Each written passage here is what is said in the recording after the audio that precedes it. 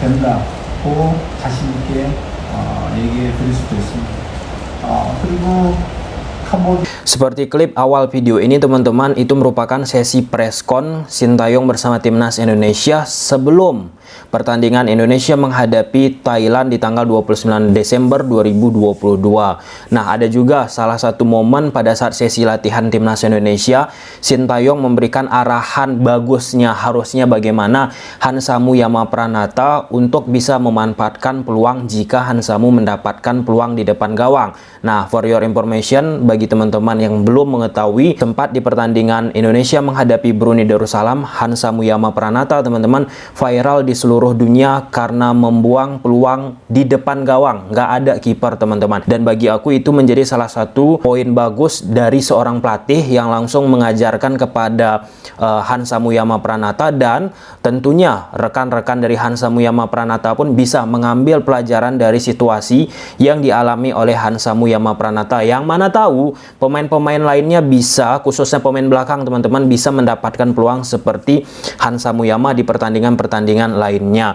Oke, jadi sebelum kita masuk ke klip pembahasan sesi preskon Sintayong teman-teman, banyak yang mention aku, yang mendm aku teman-teman, untuk membahas terkait tentang pemberitaan ya Ketua Umum PSSI Pak Iwan Bule akan dikudeta oleh pihak-pihak tertentu. Nah, di momen ini aku masih dalam tahap cover both side teman-teman. Aku ingin mencari informasi ke orang yang bersangkutan langsung. Aku coba hubungi biar aku pun lebih banyak mendapatkan informasi, nggak hanya ke salah satu pihak. Jadi lebih fair teman-teman. Kalau misalnya hanya satu pihak, nanti malah timbul spekulasi. Nah, ketika spekulasi itu semakin lebar di saat pemain-pemain timnas Indonesia kita sedang fokus di Piala AFF 2022, akan merusak konsentrasi pemain-pemain pun karena ada masalah-masalah dari internal PSSI. Nah, hal tersebut harus kita pikirkan lebih matang ketika kita mengeluarkan informasi-informasi teman-teman. Karena salah satu yang disampaikan oleh Coach Sintayong yang akan kita bahas teman-teman, yang diharapkan oleh Coach Sintayong dari pertandingan ke pertandingan, khususnya saat menghadapi Thailand, fokus dari pemain timnas Indonesia.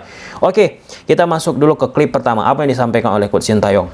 네, 잘 아시다시피 태국은 동남아시아에서 가장 좋은 팀이라고 생각하고 있고, 모든 사람이 그렇게 생각하고 있을 것입니다. 저 또한 그렇게 생각하고 있고,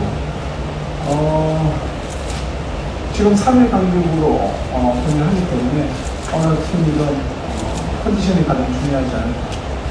태국도 홈에서 경기를 하고, 우리 작가도 이동했고, 우리 또한 말레이시아에서 경기하고 작가도 이동했고, 그런 부분이 모든 팀들한테 상당히 좀 많이 힘든 경기 외적인 요소가 많이 부여되기 때문에 힘들 수 있다.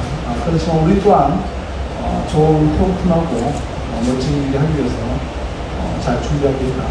네, 태국과 아무쪼록 우리 홈에서 좋은 경기, 멋진 경기 보여주실 수 있겠습니다. 최선을 다하겠습니다.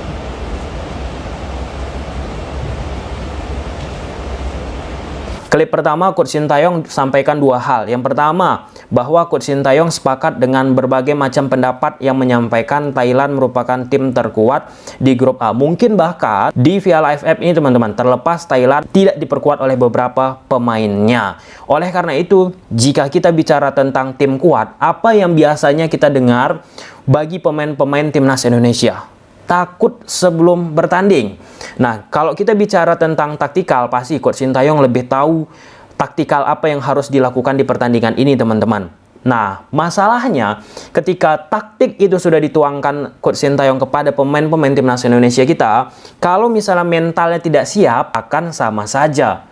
Efeknya teman-teman di atas lapangan, pemain-pemain pun nggak lepas. Oleh karena itu, Hasnawi Mangkualam bilang, mentalnya kuat, mentalnya bagus teman-teman, tim tersebutlah yang akan memenangkan pertandingan ini. Jadi aspek mental selain taktikal di pertandingan menghadapi tim superior disebutkan oleh Coach Sintayong itu sangat-sangat krusial. Nah, selebihnya Coach Sintayong tetap merepetisi apa yang disampaikan oleh Coach Sintayong di preskon saat menghadapi Brunei Darussalam, teman-teman, bahwa ini jadwal yang padat, nggak mudah bagi Indonesia, nggak mudah bagi Thailand yang datang ke Indonesia, teman-teman, di situasi performa yang harus tetap dijaga berlaga dalam kondisi yang baik. Dilema bagi setiap pelatih, tetapi ini harus tetap dijalankan. Itu normatif seperti yang disampaikan oleh Coach Sintayong sebelumnya. Oke, kita masuk ke selanjutnya.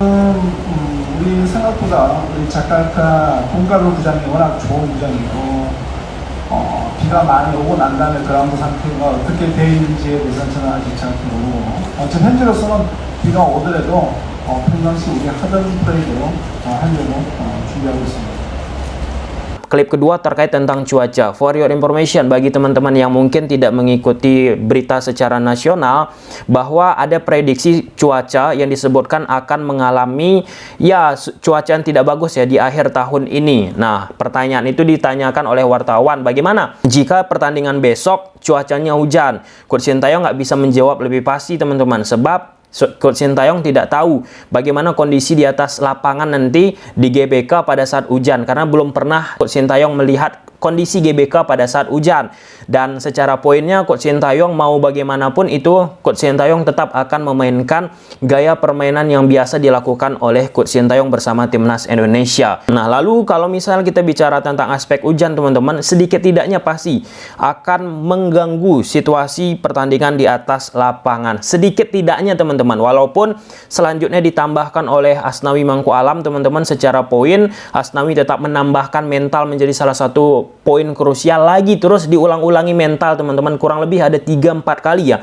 Mental menjadi salah satu yang sering disebut di pertandingan ini, ya tetap mengikuti arahan instruksi dari pelatih Sintayong di atas lapangan. Bagaimana ia mau, maka pemain-pemain timnas Indonesia berupaya semaksimal mungkin, berjanji akan menampilkan permainan yang bagus untuk supporter timnas Indonesia yang datang di pertandingan tersebut. Nah, sedangkan pelatih dari Thailand teman-teman, Manoa King, seperti biasa ya, ini menarik sih apa yang dilakukan Manoa King setiap akan berhadapan dengan Indonesia.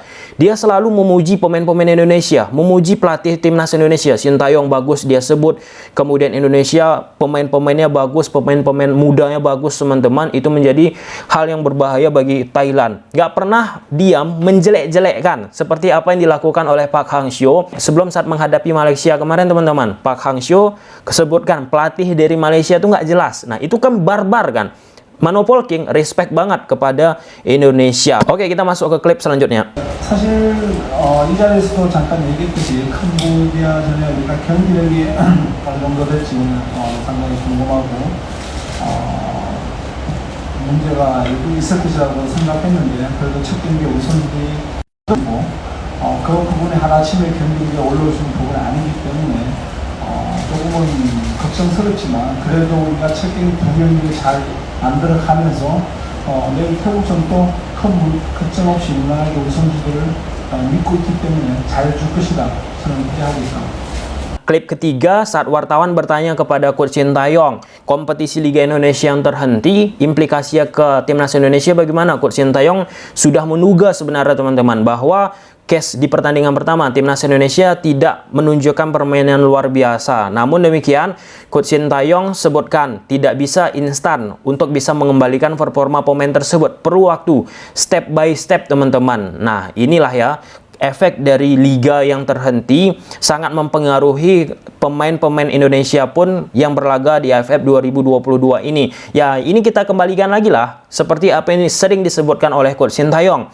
Liga itu baik, kompetisi itu baik, maka timnas pun baik. Oke, kita geser ke klip selanjutnya. 네, 사실 뭐 제가 부임하고 지금 태국전을 이기지 못하고 비기고 2무 2패로 치고 있는 것 같은데, 아무튼 생각은 제가 팀을 맡고 정상적으로 운영을 해보지 못했다는 점이죠. 이제는 정상적으로 한 1년 정도 운영을 해봤기 때문에 우리 선수들과 호흡도 많고, 이제는 대등한 경기를 태국과 할 수 있다, 저 또한 자신 있고, 그렇기 때문에 이제는 믿고 태국전을 지켜봐 주셔도 된다고 자신 있게 얘기해 드릴 수도 있습니다.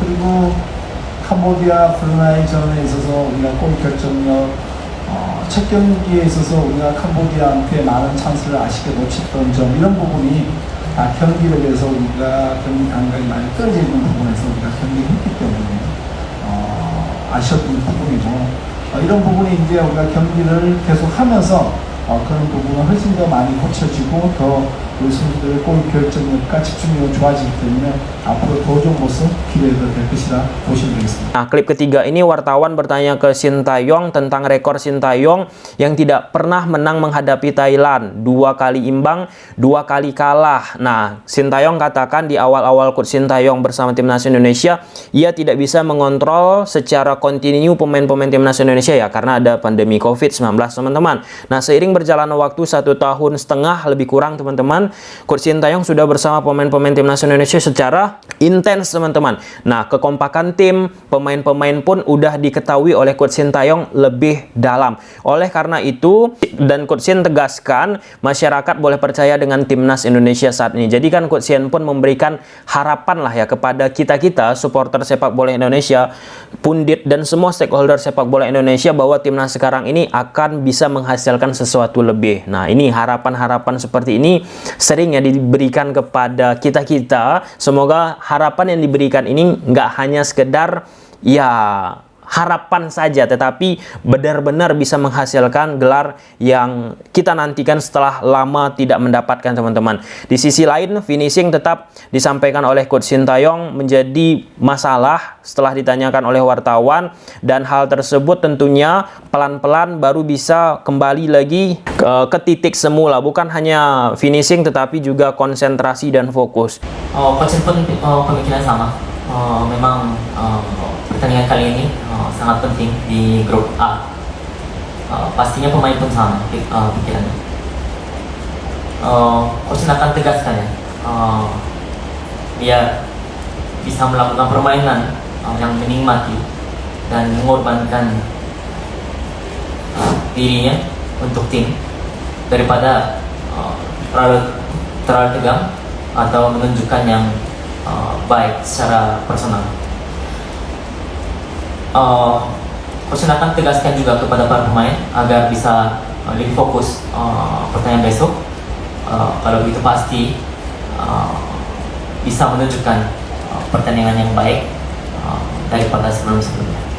Dan pesan penutup dari Coach Sintayong untuk pertandingan besok kepada pemain-pemain timnas Indonesia untuk tetap fokus di atas lapangan teman-teman. Karena oke, kita menghadapi Kamboja, menghadapi Brunei Darussalam, nggak fokus 100% pun nggak akan terlalu banyak mempengaruhi di atas lapangan. Walaupun saat menghadapi Brunei mereka mampu menciptakan beberapa peluang. Ini menghadapi Thailand yang mereka sudah makan asam garam di Piala AFF teman-teman. Kalau kehilangan fokus, efeknya akan sangat besar. Oke lah, mungkin sampai sini aja dulu teman-teman videonya. Kita harapkan timnas Indonesia kita menghasilkan sesuatu yang luar biasa di pertandingan besok. Nah, terlepas dari apa yang disampaikan oleh Coach Sintayong di sesi preskon ini teman-teman, aku suka banget mentalitas yang dimiliki oleh Jordi Amat. Itu gila menurut aku. Jarang pemain-pemain timnas kita melontarkan statement seperti itu. Itu kan tentang mentalitas. Apa yang disampaikan oleh Jordi Amat, di grup A ini kami akan finish di urutan pertama. Coba teman-teman research siapa terakhir kali pemain timnas Indonesia kita melontarkan pernyataan demikian. Nah, silahkan tulis di kolom komentar.